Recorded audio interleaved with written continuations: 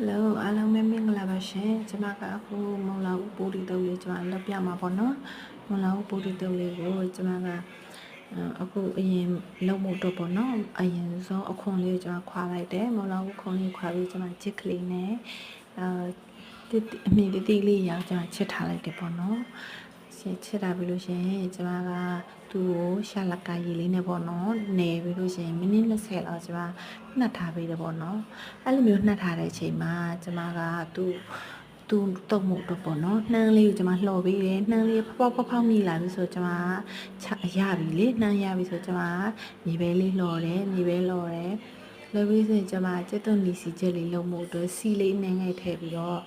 စနွေးမုံလေးနဲ့ပေါ့နော်စီချစ်လေးကျွန်မလှုပ်လိုက်တယ်လှုပ်ပြီးစဉ်ခဏလေးကနှက်ထားတယ်မုံလာဦးလေးကိုရှာလက်ကရေညှစ်ထုတ်ပြီးတော့တရေထက်ဆေးလိုက်တယ်ပေါ့နော်တရေထက်ဆေးပြီးကျွန်မအရေညှစ်ပြီးလို့ရှင်ရေပဲစံထောင်းလာတာလေးထည့်တယ်နှမ်းလော်လေးထည့်တယ်ပြီးလို့ရှင်ကျွန်မကျက်သွန်နီစီချက်လေးလည်းထည့်တယ်ပေါ့နော်ပြီးလို့ရှင်မြေပဲမှုတ်ပေါ့နော်ပဲစိမ့်မှုတ်ပဲချက်မှုတ်ပေါ့ပဲချက်မှုတ်ကျွန်မထည့်တယ်ထည့်ပြီးလို့ရှင်ကျွန်မကအဲ့ဒီထဲမှာဟင်းချုပ်မှုတ်ရယ်ငညရည်လည်းကျွန်မထည့်ထားတယ်ပေါ့နော်အဲ့ဒီထဲမှာမပါသွားလို့အဲ့လိုမျိုးတုပ်ပြီးတဲ့ခါကျရင်အယောင်မစားလို့ကောင်းတယ်မုံလာဥပိုးတီတုံးလေးရပါပြီရှင်အရင်စားလို့ကောင်းပါတယ်နော်မုံလာဥကိုအချင်းတိတ်ဆရာလည်းမလို့မုံလာဥကိုရှာလက်က